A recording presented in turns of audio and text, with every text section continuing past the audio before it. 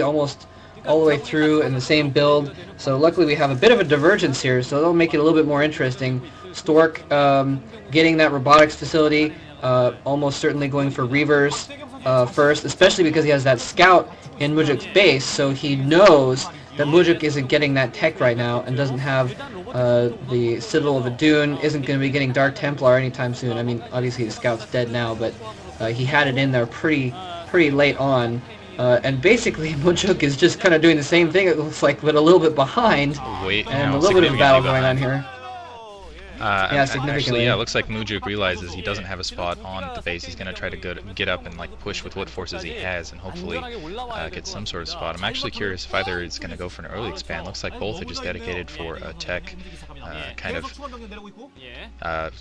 infantry push here. Look, Mujuk having significant forces, but once it comes back to his ramp, it's really not going to make a difference. Yeah, I noticed that. It's Stork. He knows that he can afford to spend money on his tech because that ramp it's a really nice ramp to defend. Whereas if he tried to take a secondary out, attack going in. Mujuk does have a lot of forces, and he's able to march up. Mujuk is able to march up. Looks like Stork's Dragoons are going down. This does not look very good, actually. He's banging out his probes, and he does have a shuttle, but it's not going to do him very much good at this point. The probes look like they are going to be able to hold off these Dragoons. I don't see any reinforcements coming in for Mujuk, but all of his Dragoons are gone. All of his probes are going down, too. He takes out a Dragoon with his probes. He's going to have to run those probes back. He probably has 2 more Dragoons coming out of those gateways. He's going to have to do something very quickly. This might be game here, unless he gets that Reaver out very quickly here. That's true. If he can get that Reaver out, we know he's building the Reaver. He has the shuttle going around. I think he'll probably be able to barely hold it off. Yeah, he sends out the probes to distract when that Dragoon comes out. That Reaver's going to come out in just a second, and that might save the game.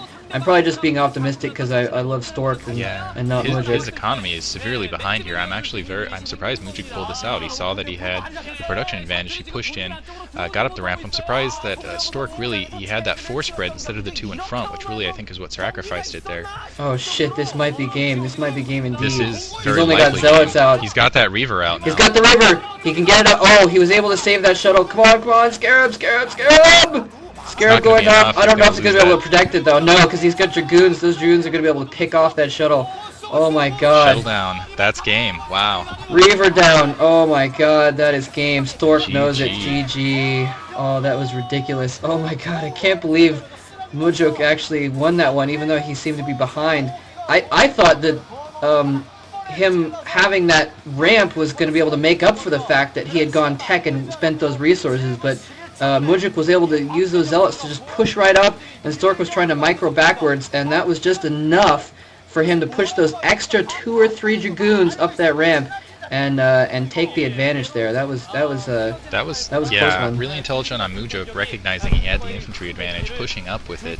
Really, I think that's Stork's fault for not having a single Dragoon blocking the gate, instead letting all those forces kind of fan into that slope. I think he could have defended it if he had left that single Dragoon in place, but having those 4 spread like that, just let all those Dragoons flood up, let the Zealots lead, and that was that. And just forces, even though there's that big distance, enough forces coming in. Stork losing quickly, that's extremely surprising. Yeah, that is extremely surprising. I like you said, I have to give it to Mujuk for recognizing that slight advantage that he had and going in. A lot of the times when players realize that the other player is doing tech, they don't press home that slight advantage, and Mujuk was able to. Although I have to say, even though Mujuk kind of pulled one over my eyes on that one, next week I'm expecting Stork to take games 2 and 3. No offense to Mujuk.